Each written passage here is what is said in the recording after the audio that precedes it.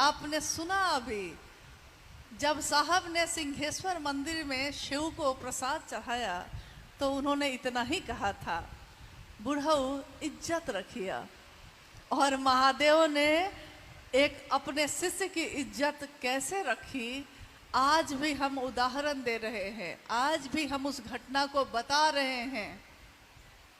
मैंने मंडल सर से कहा उसी समय कि बताइए सर, हम लोग के पास दो रास्ते हैं, या तो गर्मी बहुत है पसीना से भीग जाए, या बारिश हो जाए और पानी से भीग जाए। क्या चाहते हैं आप? चाहत क्या है आपकी? बात बस इतना ही है। साहब ने कहा कि शिव शिष्यता एक सोच है, एक जागरण है, व्यक्ति के मानसिक और आध्यात्मिक तल का। उसके मन में शिव जाग जाए, मैं आज से और अभी से शिव का शिष्य हूं, ये भाव जाग जाए मेरे अंदर। ध्यान, साहब ने कहा कि अरे शिव का भाव तो थोड़ा जाग जाए, ध्यान तो खुद ही हो जाएगा। बस भाव जग जाए तो ध्यान हो जाएगा। और ये भाव कैसे जगेगा? तो उन्होंने 3 सूत्रों का निरूपण किया। ये 3 सूत्र जिस पे हम अभी बात कर रहे थे, आप भी सुन रहे थे, और लगातार हम अपने जीवन में इस काम को कर रहे हैं। बहुत लोग ये सोचकर करते हैं कि मैं शिव का शिष्य बन जाऊं। बहुत लोग इसलिए करते हैं क्योंकि ये साहब ने कहा है तो मुझको करना है। बहुत लोग इसलिए करते हैं कि अब मान लिया है, रिश्ता बना लिया है तो विवशता है, मजबूरी है, करना ही पड़ेगा। किसी का विवाह हो गया है तो कोई प्रेम में पति की परवाह कर रही है, और किसी का विवाह हो गया है जबरदस्ती कर दिया गया है, लेकिन जबरदस्ती भी कर दिया गया है तो एक दिन परवाह पैदा हो जाती है। साहब ने कहा कि एक व्यक्ति, उसके घर के लोग उसकी शादी करना चाहते थे और वो शादी करने के लिए तैयार नहीं था। उसने कहा कि मैं विवाह नहीं करूंगा, लेकिन घर के लोगों ने जबरदस्ती एक लड़की से शादी तय कर दी और विवाह करा दिया। विवाह करा दिया, जबरदस्ती कराया था, इसलिए उसको उस लड़की के लिए रिएक्शन था, उस लड़की से विरक्ति थी, उसके तरफ देखना भी नहीं चाहता था। लेकिन साथ रहते रहते कुछ दिन के बाद हुआ ये कि उसके मन में ये विचार आने लगा कि मैंने तो खाना खा लिया है, उसने खाना खाया है कि नहीं। ये जबरदस्ती की शादी थी। जबरदस्ती भी अगर रिश्ता जोड़ दिया गया तो क्या होता है? जबरदस्ती भी किसी का भला हम कर दे तो क्या होता है? भला मतलब क्या? अभी आपने सुना, आप कह भी रहे थे कि भाई कर भला तो हो भला, यानी आप करिएगा दूसरे के लिए जो दुनिया वही आपको वापस लौटाएगी। किसी दूसरे का भला अगर जबरदस्ती भी कर दिया जाए तो क्या होता है? इसका उदाहरण साहब श्री ने एक सच्ची घटना को बताकर दिया। उन्होंने कहा कि अंग्रेजों का शासन था उस समय देश पे, और एक जज जो अंग्रेज थे, एक जज साहब जो अंग्रेज थे, उनकी अदालत में एक व्यक्ति को लाया गया और वो हत्या का मुजरिम था। उस पे आरोप थे कि इसने हत्या की है। अगले दिन उसकी सुनवाई होनी थी, डिसीजन यानी फाइनल सजा सुनानी थी उसको, और उस समय हत्या की सजा मतलब कि फांसी होनी है, तय है। उन जज जो थे उनका नाम था सर जॉन वुडरफ, और वो जज जो थे अपने बंगले में खड़े थे, सुबह का समय था। एक व्यक्ति उनके बंगले के अहाते में तेजी से दाखिल हुआ और उसने सर जॉन वुडरफ को कहा कि आज आप अदालत में जिसको फांसी की सजा देने वाले हैं, मैं उसका गुरु हूं और मैं कहता हूं कि वो हत्या का मुजरिम नहीं है। इसलिए आपसे अनुरोध करने आया हूं कि मैं जानता हूं कि वो निर्दोष है, उसको बाइज्जत बरी कर दीजिएगा। अंग्रेजों का जमाना था और शासन भी था, नियम कानून भी बहुत कड़े थे। उस व्यक्ति के अनुरोध को सुनकर जज साहब ने कहा, सीधे बाहर निकलिए, गेट आउट, सीधे बाहर निकलो, तुम्हारी हिम्मत कैसे हुई मेरे पास आने की। वो व्यक्ति सीधे लौट के चला गया। जाते जाते उन्होंने कहा कि लेकिन आप वही लिखेंगे जो मैं चाहता हूं, जो मैंने कहा है। और ये कहते हुए वो बाहर निकल गए। अगले दिन अदालत बैठी, कार्रवाई पूरी हुई, ये मामला कुछ दिन बीत चुका, ये सब हो चुका। क्या हुआ? कुछ दिन के बाद वही व्यक्ति फिर से सर जॉन वुडरफ से मिलने आए, यानी जज साहब से मिलने आए, और उन्होंने कहा कि आपको धन्यवाद देने आया हूं। जज साहब ने कहा कि किस बात का? उन्होंने कहा कि इस बात का कि आपने मेरे अनुरोध को स्वीकार किया, मेरी बात पे विश्वास किया। जज साहब को समझ में नहीं आया कि मामला क्या है। उस व्यक्ति ने कहा कि मैंने अपने शिष्य को कहा था कि निर्दोष है और आप छोड़ दीजिए, और आपने उसको बाइज्जत बरी कर दी। जज साहब को विश्वास नहीं हुआ। उनको लगा कि ये कैसे हो सकता है, मैंने तो उस आदमी की सजा लिखी थी, फांसी की सजा, ये फांसी की सजा बदल कैसे गई।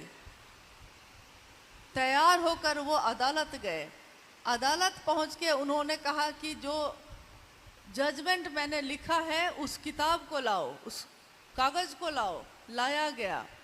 उस पे इन्हीं के हस्ताक्षर थे, जज साहब के ही हस्ताक्षर थे, और लिखा था कि ये व्यक्ति निर्दोष पाया गया, इसलिए इसको बाइज्जत बरी किया जाता है।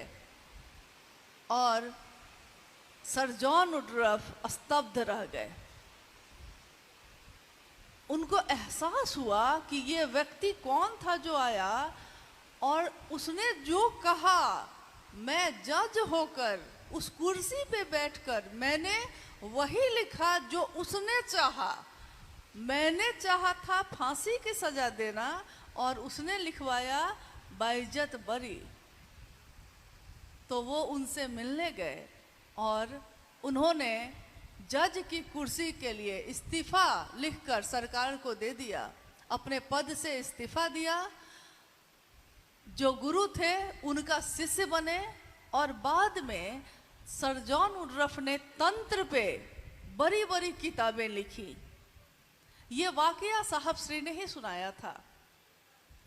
उन्होंने कहा कि तंत्र पे, प्रेम और समर्पण पे उस जज ने, जो अंग्रेज था, उसने मोटी मोटी किताबें लिखी, और उसने उन किताबों में एक अनुभूति लिखी, अपनी एक वाकया लिखा। उसने लिखा कि बंगाल में एक वकील थे, बंगाली बाबू थे वो, और दुनिया के जितने भी पाप होते हैं लगभग सब वो करते थे। जितने भी कदाचार, नैतिक अनैतिक सारे काम वो करते थे। कितनी बार इन्होंने कहा कि इस रास्ते को छोड़ दीजिए, गलत काम करना छोड़ दीजिए, लेकिन वो तैयार नहीं हुए, उन्होंने इनकी बात नहीं सुनी। और एक समय ऐसा आया कि सर जॉन वुडरफ जो थे, उनसे उन वकील साहब की भेंट नहीं हुई बहुत दिनों तक। बहुत दिनों बाद उनको याद आया तो उन्होंने पता किया कि वो जो वकील साहब थे कहाँ हैं। पता चला कि उनकी मौत हो चुकी है, शरीर से वो खत्म हो चुके हैं। उस समय जो तंत्र के ज्ञाता थे, ये जो अंग्रेज थे, जज साहब, उन्होंने अपने द्वारा जो भी उनकी विधि थी उनका आह्वान किया और पूछा कि तुम अभी कहाँ हो। उधर से उत्तर आया कि मैं शिवलोक में हूं। ये उस किताब में लिखा है जो उनके द्वारा लिखी गई। मैं शिवलोक में हूं। इन्होंने पूछा क्या वो शिव की दुनिया है? उन्होंने कहा कि नहीं, शिवलोक में शिव नहीं रहते। तो वहां कौन रहते हैं? तो उस उधर से उत्तर आ रहा है कि यहाँ रामकृष्ण परमहंस जैसे सदगुरु रहते हैं, उच्च श्रेणी के संत रहते हैं। इन्होंने कहा कि इतनी अच्छी जगह तुमको कैसे मिली? क्योंकि तुमने तो धरती पे सारे पाप किए थे और मेरे बार बार कहने से भी छोड़ा नहीं था। उस व्यक्ति ने कहा, उत्तर जो आया वो ये था कि मेरी मौत होने से कुछ महीने पहले, 5-6 महीने पहले मेरी तबीयत बिगड़ गई, तबीयत बहुत खराब हो गई और मैं इतना विवश हो गया कि मैं बिस्तर पे लग गया, उठ भी नहीं सकता था। मेरी पत्नी जो बहुत आध्यात्मिक थी, वो पूरे समय मेरी सेवा करती रही और उसने मुझको जितनी भी किताबें हैं ईश्वर से जुड़ी हुई, चाहे वो रामायण हो, शिव पुराण हो, महाभारत हो, गीता हो, जो जो उसको समझ में आया उसने मुझको बैठकर जबरदस्ती सुनाया। मेरा मन नहीं था सुनने का, मैं कान बंद करना चाहता था, लेकिन उसने जबरदस्ती सुनाया और इतना सुनाया कि मेरा मन जो इतना डूबा हुआ था पाप में, उस समय मेरे मन की प्रवृत्ति बदल गई और मैं ईश्वर से प्रार्थना करने लगा। फिर मेरी मौत हो गई और मुझको ये स्थान मिला। ये एक घटना है, एक वाकया है, लेकिन ये वाकया ये समझाता है कि जबरदस्ती भी किसी का भला करना पड़े तो कर देना चाहिए, क्योंकि क्या पता उसको समझ में नहीं है कि शिव को गुरु बनाना उसके पिछले कितने कर्म फलों को दग्ध करेगा, वो नहीं जानता, क्योंकि मन में अंधेरा फैला है। अंधेरा इस दुनिया में तो शाश्वत है, अभी तो दिन का समय है, लेकिन अगर ये बत्तियां हम बंद कर दें और सारे दरवाजे खिड़की बंद कर लें तो रोशनी होगी कि अंधेरा होगा? अंधेरा होगा। रोशनी को लाना पड़ता है और अंधेरा तो है ही, शाश्वत है। चाहे वो व्यक्ति के मानसिक स्तर पे हो, चाहे वो जागतिक स्तर पे हो, जैसा दुनिया में है, अंधेरे को लाना नहीं पड़ता। अंधेरा है, लेकिन अंधेरा गायब हो जाता है। अंधेरा तुरंत वहां से विलीन होता है जहां रोशनी की एक भी किरण अगर आ जाती है। सारे दरवाजे बंद हैं तो अंधेरा है, और थोड़ा सा दरवाजा खोलिए, हल्की रोशनी की किरण आएगी और पूरे हॉल में आपको दिखाई देना शुरू हो जाएगा। यानी चाहे वो जागतिक रोशनी हो, चाहे वो आध्यात्मिक रोशनी हो, जागतिक रोशनी इस हॉल को, आपके घर को रोशन करती है, चाहे वो दिया हो, चाहे वो बत्ती हो, चाहे वो लैंप हो, चाहे वो मोमबत्ती हो। लेकिन आध्यात्मिक रोशनी हमारे मन को रोशन करती है, मन में फैले अंधेरे को दूर करती है। और मन में जो फैला है अंधेरा, अगर वो दूर हो जाए, ये कैसे हो सकता है? और ये होने के बाद हमारा मन कैसा होता है? हमने जो शिव को गुरु बनाया है, हमने जो 3 सूत्र अपने जीवन में उतारा है, ये हमारा मन कैसा होता है? ऐसा होता है जैसा साहब श्री ने आओ चले शिव की ओर में लिखा भी है, और शिव चर्चाओं में उन्होंने कहा भी ये कि महादेव की करुणा, महादेव के द्वारा सतत प्रवाहित करुणा जब शिष्य भाव से मिलती है, महादेव के द्वारा सतत प्रवाहित करुणा जब व्यक्ति के शिष्य भाव से मिलती है तो क्या होता है? तो वो उसके मन में चिन्मयी उद्वेलन पैदा करती है। हम जो ये कहते हैं ना कि पहले सूत्र में हम बार बार ये क्यों कहते हैं, हे शिव आप मेरे गुरु हैं, मैं आपका शिष्य हूँ, मुझ शिष्य पर दया करिए, हम ये क्यों कहते हैं, मुझ शिष्य पर दया करिए, ये क्यों कहते हैं? क्योंकि गुरु का भाव तो है ही, लेकिन जैसे ही हमारे दिल में, हमारे मन में ये भाव शिष्य का प्रकट होता है, विचार प्रकट होता है, प्रेम प्रकट होता है, तो ये क्या होता है, ये शिष्य भाव गुरु भाव से मिलता है। और गुरु भाव जो सतत प्रवाहित है, जो लगातार है ही, उसको लाना नहीं पड़ता, वो है ही, लेकिन शिष्य भाव को लाना पड़ता है। तो हम जैसे ही शिष्य भाव लाते हैं, ये हमारे मन में चिन्मयी उद्वेलन पैदा करता है। इसका अर्थ है चिन्मयी मतलब शुभ्र, ज्ञान की रोशनी, एक ऐसी रोशनी जो ज्ञान से रोशन है, जिसमें सब कुछ प्रकाशित है, सब कुछ चित्त में दैदीप्यमान प्रकाशित है, वो ज्ञान की रोशनी।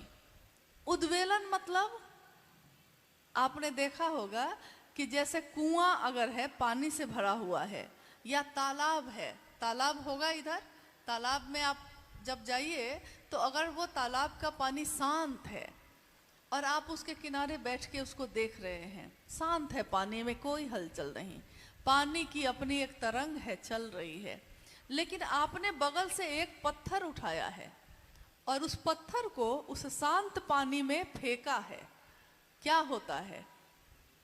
जैसे ही वो पत्थर पानी में फेंका जाता है, उसमें एक ऐसे देखिएगा कि गोलाई में एक तरंग पैदा होती है।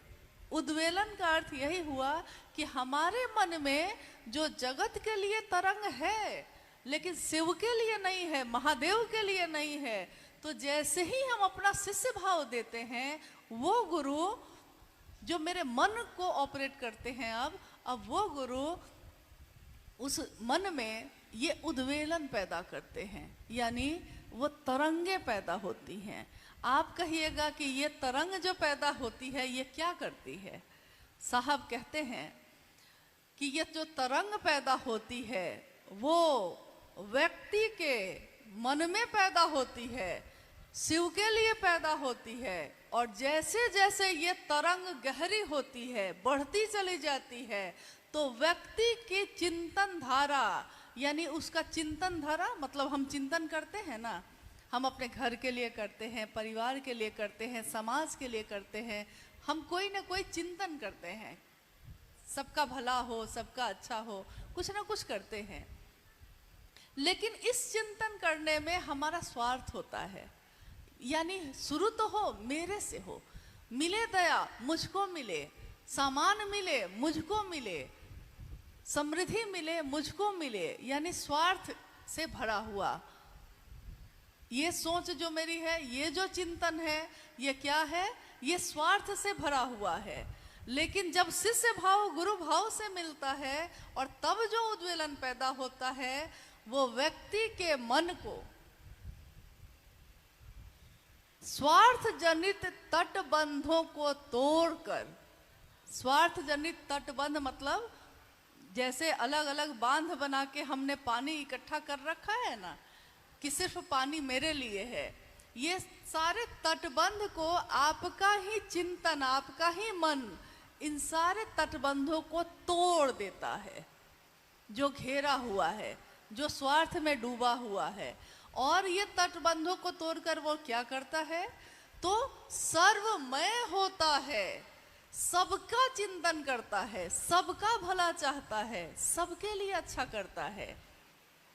और मन का भैरव, इसकी अगली पंक्ति है कि मन का भैरव दैविक, दैहिक, भौतिक, ये तीनों तरह के जितने भी कष्ट हैं, सारे कष्टों को अपने त्रिशूल से विदीर्ण करता है मन का भैरव।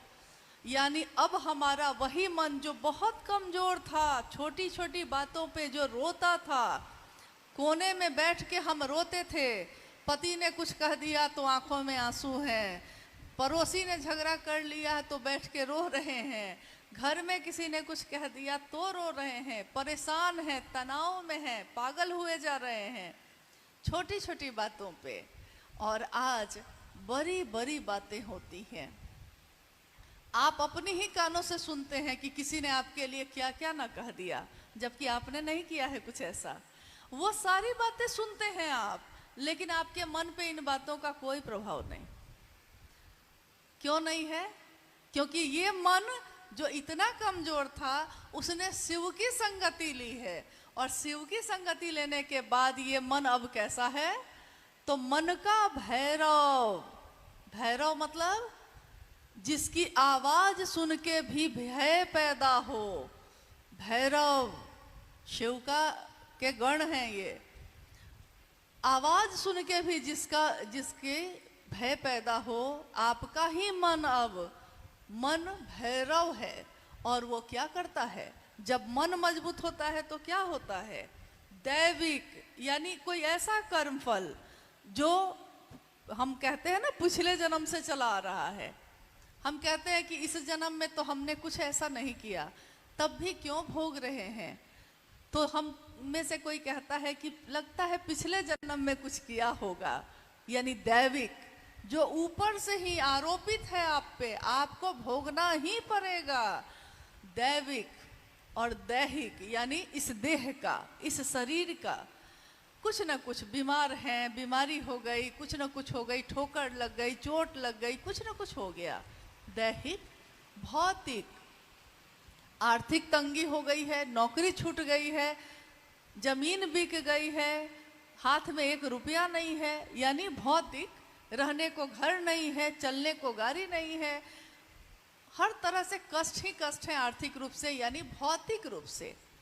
लेकिन शिव का शिष्य होकर मन ऐसा भैरव होता है कि वो इन तीनों को, दैविक, दैहिक और भौतिक, तीनों तरह के कष्टों को एक साथ दग्ध करता है, एक साथ विदीर्ण करता है, सीधे उसको फाड़ देता है, खत्म करता है मामला। मन पे उसका असर होना बंद। बीमार है तब भी ठीक, बीमारी ठीक हो जाएगी, नहीं होगी तो क्या करेंगे? अब महादेव यही चाहते हैं। पैसा नहीं है, चलिए कोई बात नहीं है, अब निकल गए हैं, दूर नहीं जाएंगे तो कोई बात नहीं, बगल वाले से बात कर लेंगे, कोई फर्क नहीं पड़ रहा। पॉकेट में पैसा नहीं है, लेकिन अंदाज तो ऐसा है कि जैसे लगता है कि फकीरी में अमीरी की अदा लेकर आए हैं। फकीरी है लेकिन अदा कैसी है? लगता है कि जैसे कहाँ के अमीर आए हैं, इतना ताव है। कोई महादेव के लिए कुछ कह दे, उसके घर दोबारा नहीं जाएंगे। नहीं, ऐसा करते हैं ना हम लोग। यानी मन का भैरव अब क्या क्या करवा रहा है आपसे। और भौतिक मतलब पहले इस बात का असर होता था कि बगल वाले का घर 3 मंजिला बन गया और हम लोग 1 ही मंजिल पे हैं।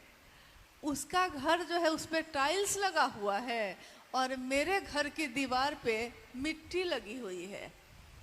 पहले मन पे इसका असर था, अब है, अब होता है ये असर, कोई फर्क पड़ता है, क्योंकि मन ये समझ गया कि रहना नहीं है, देश भी रहना है। हम आए हैं महादेव के पास से, महादेव का काम करेंगे, महादेव महादेव करेंगे और वापस लौट जाएंगे।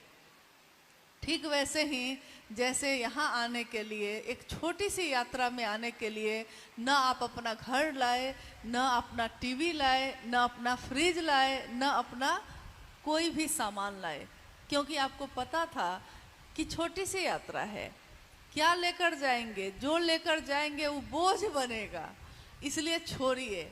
और ऐसे भी तो बटा ही जाएगा। ये भी समझ आ गई कि जैसे ही ये शरीर खत्म होगा, अपने ही लोग बाँट उठ के रेडी हो जाएंगे, तैयार हो जाएंगे।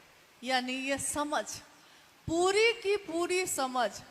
अब इसी समझ के लिए पूर्व में साधु संतों ने, या आज भी कितने लोग हिमालय की गोद में जाते हैं, अपना घर गृहस्थी छोड़ देते हैं, हिमालय में जाके साधना करते हैं, एकांत हो, कहीं कोई हलचल नहीं हो, कोई आवाज नहीं चाहिए, महादेव पे ध्यान मेरा टिक जाए, ऐसी जगह चाहिए। तो गुफा में बैठे हैं, तो हिमालय पे बैठे हैं, तो घोर घनघोर जंगल में जाके बैठे हैं। और हम आप कहाँ बैठे हैं? हम आप कहीं नहीं गए। हमने कोई हिमालय घूमने के लिए गए हैं, रहने नहीं गए। नहीं, जंगल घूमने के लिए गए हैं, जंगल में समाधि लगाने नहीं गए। न हमने घर छोड़ा, न हमने गृहस्थी छोड़ी, न हमने अपने दैनिक कामों को छोड़ा, किसी भी चीज को छोड़ा नहीं। बस इतना भर किया है कि हर चीज में महादेव को लेकर आ गए हैं। महादेव पल पल में हैं। महादेव मेरे घर के मालिक, महादेव मेरे घर के मुखिया। अब बोलते हैं हम, जब कोई पूछता है कि महादेव को गुरु बनाए हुए कितना साल हो गया, तो हम बताते हैं घर में कौन कौन है। तो अब हम कहते हैं कि 5 लोग हैं। तो सामने वाला कहता है कि आपके घर में तो दिखता है आप और आपकी पत्नी और 2 बच्चे दिखते हैं, और आप कह रहे हैं कि 5 लोग हैं। तो हम कहते हैं उसको, हाँ 5 लोग हैं, क्योंकि मेरा महादेव, मैं, मेरी पत्नी और मेरे 2 बच्चे, ये 5 लोगों का परिवार है। लेकिन एक समय ऐसा भी था जब हमारा मन ये नहीं समझता था।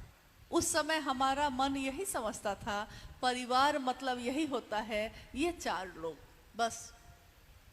आज अगर कहते हैं कि आपके परिवार में कितने लोग हैं, तो हम कहते हैं कि गिनती नहीं हो सकती भाई साहब।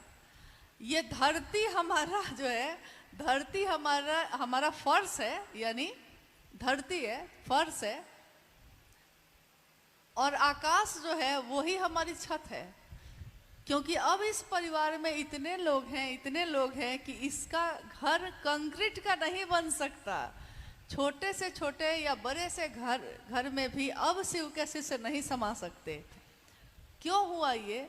क्योंकि कभी कुछ लोगों ने साहब की इस बात को सुना भी और समझा भी, और उनकी बातों को सुनकर समझकर वो निकल गए।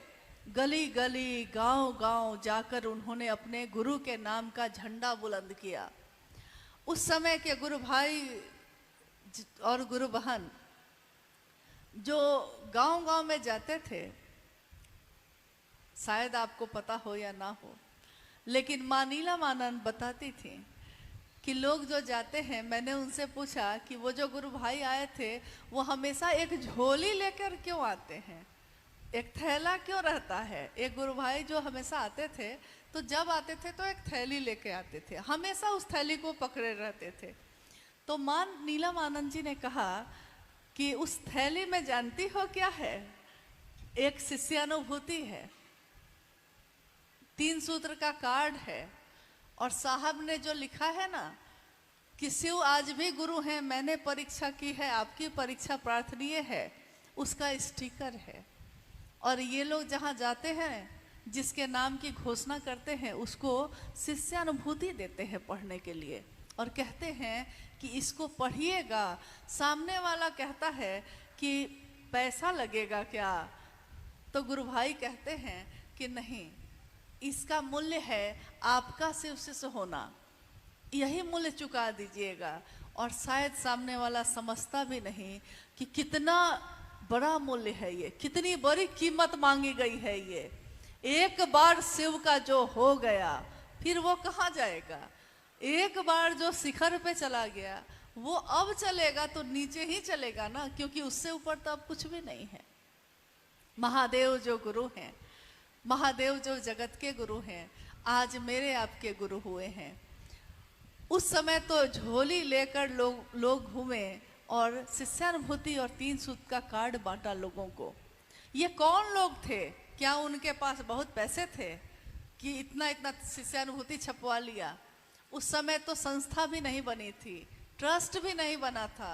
अब है 2007 में 3 संस्था और न्यास बने, जो महादेव के काम को बढ़ाने के निमित्त साहब के द्वारा बनाए गए, और आज भी वो इस काम को कर रहा है और तेज गति से हो रहा है ये। लेकिन जब का ये मामला है, उस समय तो ये भी नहीं था। तो आपने कभी सोचा है कि शिष्यानुभूति दी तो गई मुफ्त में, लेकिन छपने में पैसे तो लगे होंगे। एक बार साहब ने कहा कि यार अगर मैंने ये सोचा होता कि पैसे ही कमाने हैं मुझको, तो शिष्यानुभूति की कीमत 10 रुपए रख देता और आज मैं अरबपति होता, क्योंकि इतनी कॉपी इसकी बटी है कि जिसकी कीमत 10 रुपए भी अगर होती तो आज मैं अरबपति होता और आलीशान जगह पे रहता। लेकिन ये मेरी चाहत नहीं, मेरी इच्छा नहीं है। इच्छा होती तो शायद महादेव ऐसा करते, लेकिन महादेव ने ऐसी इच्छा पैदा ही नहीं होने दी। उन्होंने कहा कि बताइए ये छपने में पैसे लगे होंगे कि नहीं। आपने कभी सोचा है कि 1990 के दशक में ये शिष्यानुभूति छापी गई, उस समय किन लोगों के पैसे से ये छापी जाती थी? उन्हीं लोगों के जिन्होंने साहब और दीदी से ये वादा किया कि साहब आपने जो कहा है हम करेंगे, चाहे लाख आफत आए, अब शिव को अपना मान लिया है तो मान लिया है, अब वापस नहीं होंगे। ये रास्ता एक ऐसा रास्ता है जिस पे आगे बढ़ने का रास्ता है, ये वापसी का कोई रास्ता नहीं। एक बार प्रेम के रास्ते चले गए उसका कोई तल नहीं है, वो अतल गहराई है उसकी, समाहित ही होता रहता है हमारा मन, वो वापस नहीं आएगा। तो साहब ने कहा कि बताओ उस समय ऐसे आए। माँ नीलम आनंद जी ने कहा कि साहब के पैसे से ही जो तनख्वाह मिलती है थोड़ा थोड़ा भी बचाने की कोशिश करते हैं, और कुछ जो गुरु भाई गुरुवान हैं अपने पास से जो वो कमाते हैं उसी में से थोड़ा थोड़ा पैसा एक जगह जमा होता है और उसी पैसे से ये शिष्यानुभूति छपती है और महादेव का काम आगे बढ़ता है। सोचिए, पैसे तो लगे थे उसमें, लेकिन सामने पैसा नहीं रखा गया, सामने रखा गया आपका शिवसी से हो जाना। इसकी कीमत है और इस कीमत को लोगों ने चुकाया शिवसी से बनकर उस रास्ते पे चल के, तभी आज शिवशिष्यता इतनी ज़्यादा है, करोड़ों की संख्या जिसमें है और गिनती जिसकी नहीं हो सकती। वैसा कारवां आज बन गया है। महादेव की असीम दया से हम सभी उस रास्ते पे चल रहे हैं। आज झारखंड के जंगलों में जहां आप जाते हैं, क्या हमारे कंधे पे है वो झोली? आप में से कितने लोगों के पास शिष्यानुभूति है? कभी आपने पढ़ा? अपने साहब की अनुभूति को कभी पढ़ा है, दूसरों को सुनाया है? क्या अपने साहब के इस दर्द को बांटा लोगों में? क्यों बांटा है तो बहुत अच्छा, और अगर नहीं बांटा है तो अनुरोध है कि इसको जरूर, नहीं पढ़ने आता है तो कोई बात नहीं। मेरे आंखों के सामने की ये घटना है। कितने लोग ऐसे आए जिन्होंने साहब और दीदी से ये कहा कि हमको पढ़ने नहीं आता दीदी, हम क्या पढ़ेंगे, हम तो अनपढ़ हैं। माँ नीलम आनंद जी ने कहा कि अक्षर नहीं आता है तो कोई बात नहीं, साहब की अनुभूति है ना, इसको अपने तकिया के नीचे रख के सो जाना। साहब ने कहा शिव को गुरु मान लिया है ना तुमने, चादर ओढ़ कर सो जाना। लेकिन वो महादेव तुमको सोने नहीं देगा, वो महादेव तुमको चैन से अब रहने नहीं देगा, क्योंकि तुम्हारे अंदर वो जग गया है। और जब घर में कोई जग जाए तो दूसरे अगर सोए हुए रहते हैं तो आप बेचैन होते हैं। घर में सुबह सुबह आपके कोई तो जगता होगा, कोई एक आदमी सबसे पहले जगता होगा, लेकिन जो जगता है वो जब दूसरों को सोया देखता है तो वो क्यों बेचैन होता है? उसको तो नहीं होना चाहिए, उसको तो सोचना चाहिए और अच्छा है और सो जाओ 2 घंटा आराम कर लो, लेकिन ऐसा नहीं होता। आप शरीर से सोए हुए देख रहे हैं किसी को तो आप बेचैन हैं। पिताजी आवाज लगाते हैं, अरे उठो स्कूल जाओ, माँ आवाज लगाती है, कुछ नहीं बस चलता है, बच्चा उठ ही नहीं रहा है, उठ ही नहीं रहा है। तब क्या करती है? पहले तो चादर खींचती है, पैर हिलाती है, तब भी नहीं उठता है। तब क्या करती है? 2 झापर सोए में लगाती है, 2 थप्पड़। हाँ, उठ नहीं रहा है, स्कूल खुल गया, सब चले गए, सूर्योदय हो गया, खेत पे चले गए, ये नहीं जा रहा है। क्यों बेचैन हुए आप? क्योंकि एक व्यक्ति अगर जग जाता है और देखता है कि सारी दुनिया सोई है, फिर उसको चैन नहीं है। जो साहब के साथ हुआ, साहब ने शिव को गुरु बनाया और उन्होंने देखा कि शिव तो जगा हुआ है लेकिन ये सारी दुनिया सोई है। शिव तो जगा हुआ है लेकिन दुनिया के लोगों में वो शिव सोया हुआ है। ये जगत, ये दुनिया जगी हुई है और महादेव सोया हुआ है। तब उन्होंने कहा कि अंतः प्रेरणा से, अपने गुरु शिव के दया से जो अंतः प्रेरणा मुझ में जगी, मैंने अपने गुरु से ये वादा किया, मैंने अपने गुरु से ये कहा कि मानव के अभ्युदय की जिद है मुझ में। अभ्युदय मतलब हमारा उन्नयन हो, हमारा परिमार्जन हो, हमारा जीवन जो ये इंसान का मिला है महादेव की दया से, ये जानवर की तरह नहीं बीत जाए, एक पशु बन के हम न रह जाएं, हम जीव से शिव बन सकते हैं। और ये संभावना एकमात्र इंसान में है। जीव मतलब इस मामले में इंसान में। जीव से शिव बनने की संभावना और किसी रचना में नहीं है। और जितनी भी योनियां हैं, जितने भी जन्म हैं, सब उस जन्म में आएंगे और खत्म होंगे, लेकिन इंसान की योनि एक ऐसा उसका जीवन है जिसमें ये संभावना है। ठीक वैसे ही जैसे किसी बीए में ये संभावना होती है कि उसमें एक पौधा निकलेगा, लेकिन बिया अगर रख दीजिए तो सड़ जाएगा, पौधा निकलेगा उसमें से। उसको आग में डाल दीजिए तो जल जाएगा, पौधा निकलेगा उसमें से। लेकिन अगर उसको धरती में लगा दीजिए, पानी से सींच दीजिए, थोड़ी परवाह कर दीजिए उसकी, तब उसमें पौधा भी निकलता है, बालियां भी होती हैं और अनाज से मन की, तन की भूख भी मिटती है। अभी भाई सोमेंद्र जी कह रहे थे कि हमारे मन की भूख, हमारे मन के तल पे जो भूख है उसकी बात हो रही थी। ये मन में कैसी भूख है जो खत्म नहीं होती। रक्त बीज की तरह ये इच्छा हमारे मन में पैदा होती ही रहती है। तो हम सोचेंगे कि हमारे मन में जब इतनी इच्छा पैदा होती है, खत्म ही नहीं होती है, एक खत्म हुई कि दूसरी पैदा, दूसरी खत्म हुई तो तीसरी पैदा, खत्म ही नहीं होती। जमीन ले लिए हैं तो घर बनाएंगे, एक घर बना लिए हैं तो अब 2 मंजिला घर बनाएंगे, 2 मंजिला घर बना लिए हैं तो अब दूसरा जमीन भी कर देंगे। यानी रक्त बीज एक राक्षस का नाम था। अभी देखिए नौ दुर्गा का व्रत होने वाला है, माँ दुर्गा की पूजा अगले महीने में होने वाली है। महिषासुर मर्दिनी, असुरों का जो संहार जिन्होंने किया, शिव की शक्ति, शिव की भगवती जिसने असुर प्रवृत्तियों का संहार किया, उसी में है। एक ये भी वाकया है कि जो भी असुर आए, असुर मतलब लोग समझते हैं राक्षस, ये एक प्रवृत्ति है, जानवर जैसी, इंसानों के जैसी नहीं। इंसानों में तो प्रेम होता है, सहानुभूति होती है, करुणा और ममता होती है, लेकिन किसी में अगर राक्षसी प्रवृत्ति हो तो वो हमेशा दूसरे का दुख चाहता है, हमेशा दूसरे को कष्ट देना चाहता है। यानी ये क्या है इंसान, लेकिन उसकी प्रवृत्ति राक्षस की है। तो राक्षस प्रवृत्तियों को जो संहार करती है वो शिव की शक्तियां हैं। शिव की शक्तियां जो जागृत हैं आज, शिव की शक्तियां कौन हैं? माँ भगवती तो हैं ही, लेकिन शिव की शक्ति अगर आपके अंश में नहीं आई तो आप कैसे महादेव का काम करते हैं, हम कैसे महादेव का काम करते हैं? क्योंकि हमारी इच्छा तो है, लेकिन उस इच्छा में शक्ति नहीं हो तो हम काम नहीं कर सकते। इच्छा शक्ति जिसको हम कहते हैं, इच्छा में ताकत नहीं हो तो हम चल सकेंगे, हम काम कर सकेंगे? नहीं कर सकेंगे। एक बार एक जिज्ञासा आई थी साहब के पास कि हम भगवती की पूजा करें या ना करें।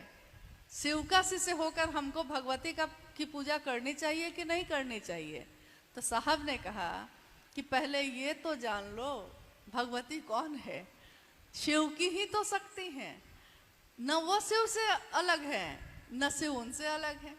क्योंकि शिव का ही प्रकटीकरण है वो, तो अलग थोड़े ही है। लेकिन शिव की पूजा सबकी पूजा, उसमें उनकी सारी शक्तियाँ, समस्त शक्तियाँ उसी में प्रकट होती हैं, उसी में विलीन होती हैं, और उसी का प्रकटीकरण हम और आप भी हैं।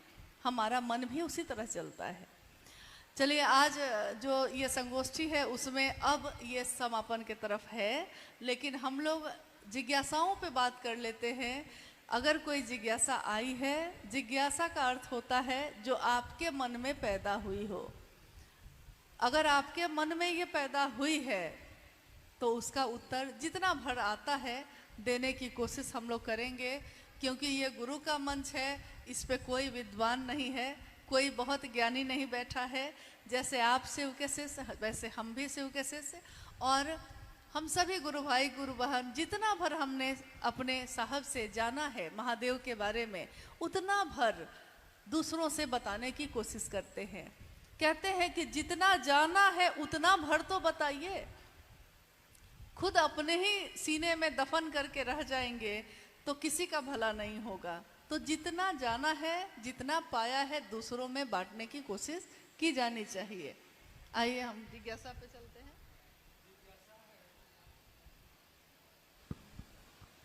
जिज्ञासा है कि शिव शिष्य होकर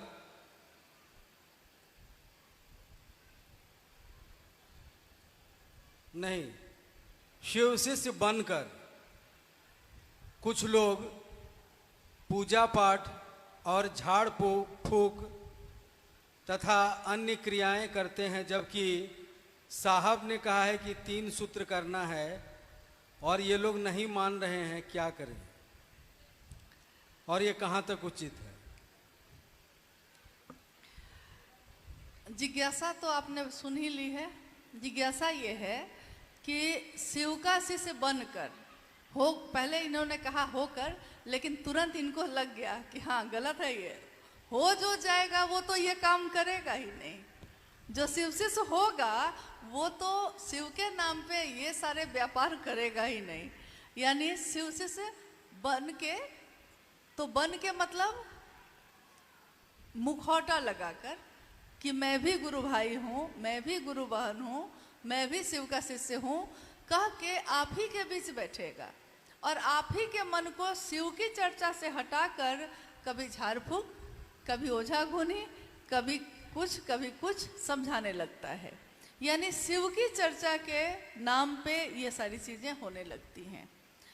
कल शाम में हम लोग जब कमरे में बात कर रहे थे तो हम लोग इस पे बात कर रहे थे कि कहते हैं कि गुरु के आदेश में ताकत होती है।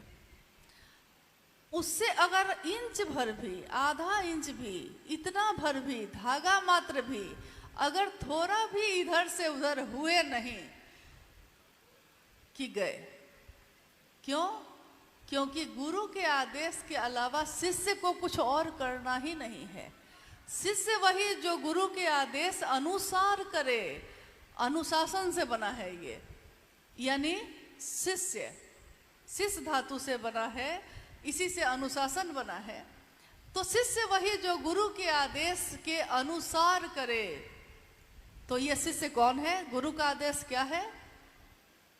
तो गुरु के आदेश के अनुसार 3 सूत्रों का निरूपण जो साहब श्री ने किया है, इसके सिवा अगर हम आप कुछ भी करेंगे तो वो क्या होगा? वो बस इतना ही भर होगा कि शिव का एक रूप है रुद्र और वो रूप है उनका रौद्र, जिसमें उनकी आंखें तुरंत लाल होती हैं। तो हम शिव का शिष्य बनकर इस काम को ना करें।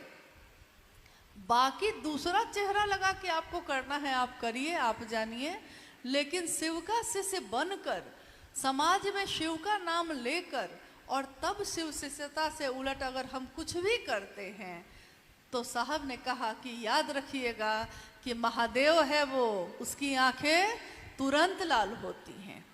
और फिर और कहीं पे कोई दिक्कत होती है किसी को तो शिव की शरण में आता है।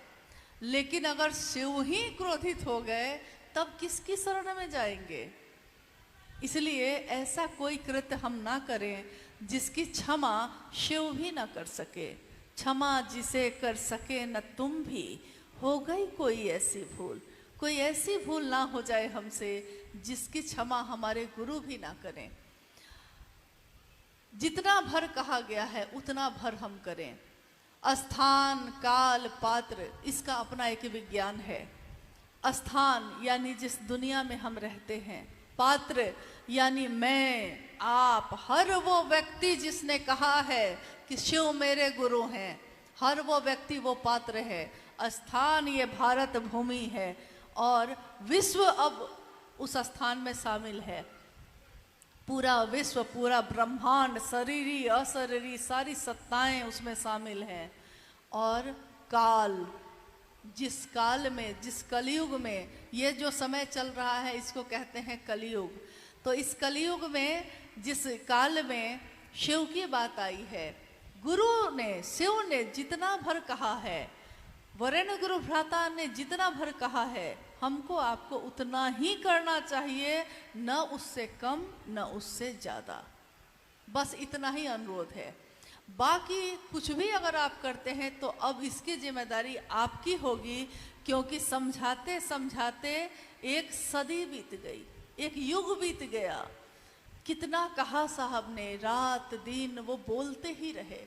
और उन्होंने एक दिन कहा कि 40 सालों से मैं एक ही बात कह रहा हूँ सबसे, महादेव को अपना गुरु बनाओ। अपना बनाओगे तो दर्द होगा, अपनों के साथ व्यापार नहीं होता। साहब ने कहा तुम अपने बेटे के साथ व्यापार नहीं करते, जो तुम्हारा अपना है उसमें दिमाग नहीं लगाते, उसमें तो दिल लगाते हो। महादेव मेरा है तो दिल का मामला है ना भाई।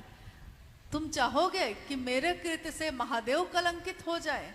और साहब ने बार बार ये कहा कि शिव के शिष्य कदापि इस काम को ना करें। शिव का शिष्य बनकर, शिव के शिष्यता का मुखौटा लगाकर, अगर शिव शिष्यता से इतर, इससे बाहर हम में से कोई कुछ भी करता है तो फिर उसकी रक्षा कोई नहीं कर सकता। इससे बाहर कोई कुछ ना करे, बस इतना ही। और इसको साहब ने इतनी बार कहा है कि अभी भी हम लोग इस पे बात कर रहे हैं, ये हमारे आपके लिए दुर्भाग्यपूर्ण है। कहते हैं कि उठिए और जागिए और चलिए। उठ गए हैं, जग गए हैं, शिव जाग गया है तो जागा है तो उठिए और चलिए। और तब तक मत सोइएगा जब तक दूसरों में भी शिव को मत जगा दीजिए। जगाइए महादेव को सब में। महादेव का जागना मतलब मन में जागना होता है। नहीं तो पिछले कुछ वर्ष पहले भूकंप आया था, नेपाल में भी आया था, भारत में भी आया था।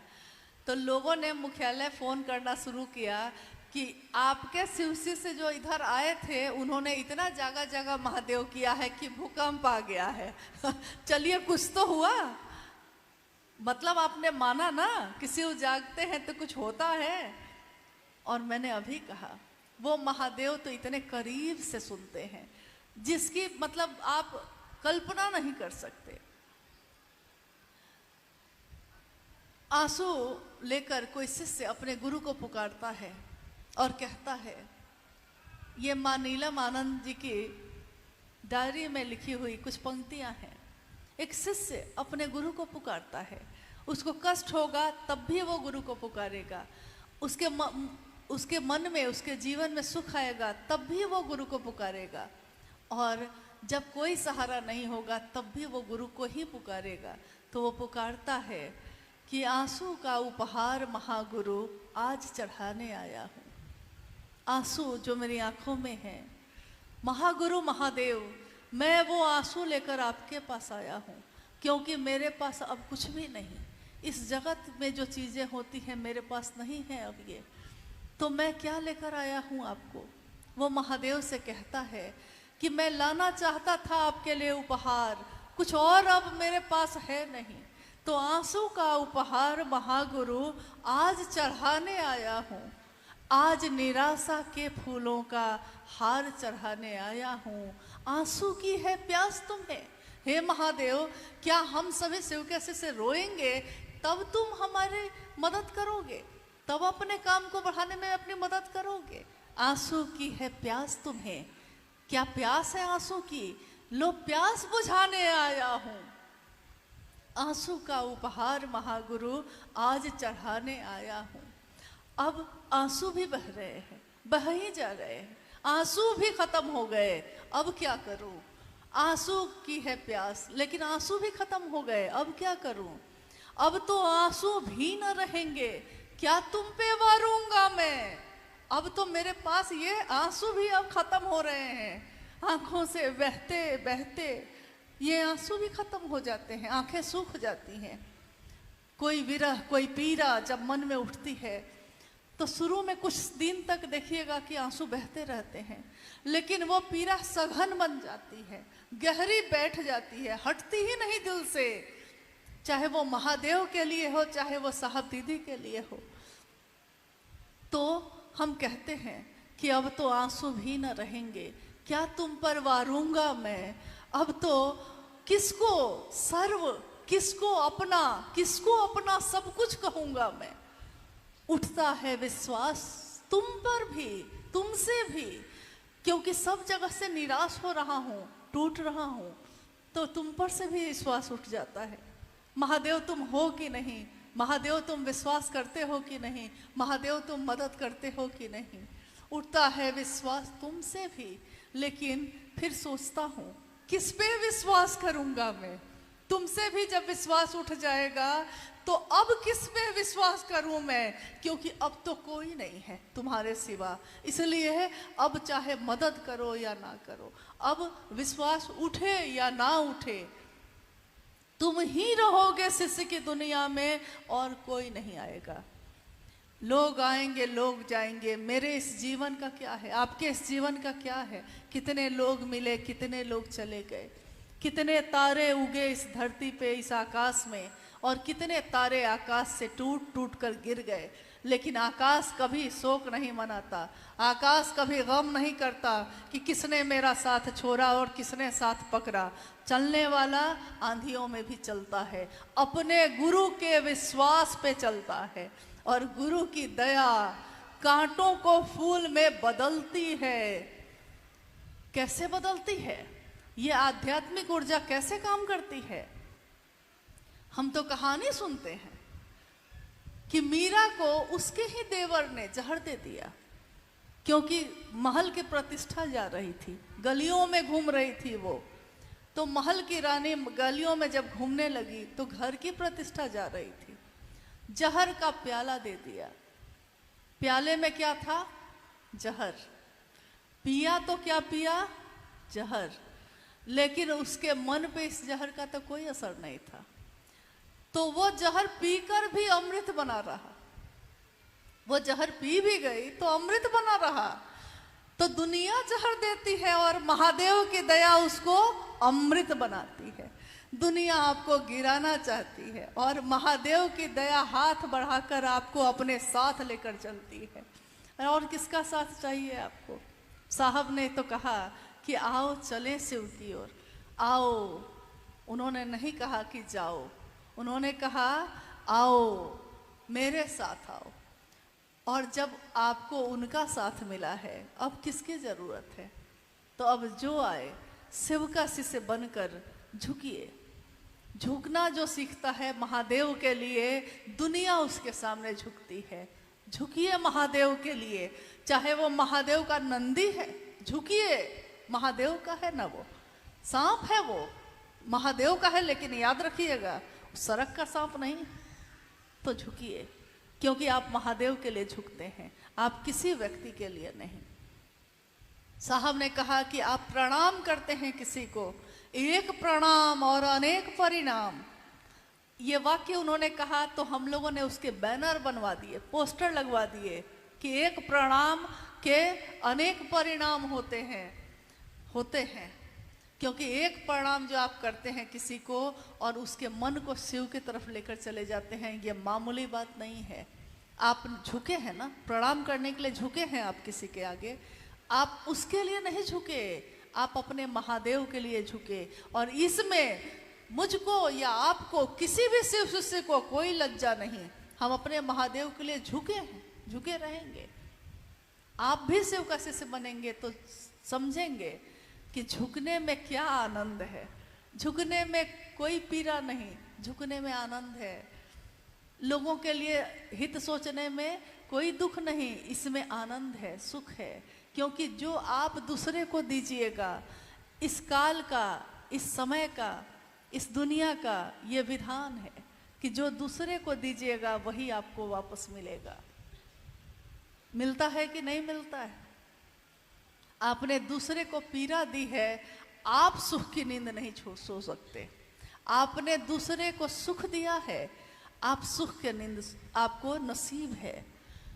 आप जिस दिन सुबह से रात तक के अपने जीवन को देखिए, उस जीवन में अगर आपने किसी की मदद की है बिना सोचे हुए, किसी की इतनी सी मदद, थोड़ी सी, आपने देखा है कि कोई वृद्ध आदमी सड़क के किनारे खड़ा है और रास्ता पार करना चाहता है, बस इतनी ही मदद की है आपने उसकी। आप बड़े हैं, आपने उसका हाथ पकड़ा है और कहा कि बाबा चलिए मैं पार करा देता हूँ, और आप उसके साथ रास्ता पार करा देते हैं उसको। वो चला गया, 10 कदम ही तो आप उसकी मदद किए थे, 10 कदम ही तो चले थे उसके साथ, लेकिन उस दिन का पूरा दिन आपका आनंद में बीतता है। आनंद सुख से भी जो बढ़ के है। सुख है तो दुख आ सकता है, आनंद हो तो न सुख आता का पता चलता है न दुख का, कुछ पता नहीं चलता। यानी और किसी को आपने अपशब्द बोल दिए हैं, हो सकता है उसका दोष हो सकता है उसका दोष ना हो। किसी को आपने नीचा दिखा दिया है, किसी को आपने रूखा बोला है। आप कहिए, आप सोचिए, क्या उस दिन आपका मन चैन में है? आप सुखी हो गए ऐसा करके? आपके मन में, आपके जीवन में आनंद आया? नहीं आया ना? तो क्यों इस फेरा में पड़े हैं हम लोग? महादेव दीजिएगा तो महादेव मिलेंगे, ये तो साहब ने कहा। दूसरों को शिव का शिष्य बनाओगे तो खुद शिव का शिष्य बनोगे, ये तो साहब ने कहा। और उनकी बात में ताकत है। ये शिव की शक्तियों की बात जो हम कह रहे हैं, उस इच्छा में, उस सोच में ताकत है। जो उस सोच के साथ जुड़ेगा, चलेगा, उसको ताकत, उसको सामर्थ्य उसके गुरु ही देते हैं, क्योंकि उस बात में ताकत है। करके तो देखिए, गुरु के वाक्य में ताकत होती है और किसी चीज में नहीं। करके तो देखिए।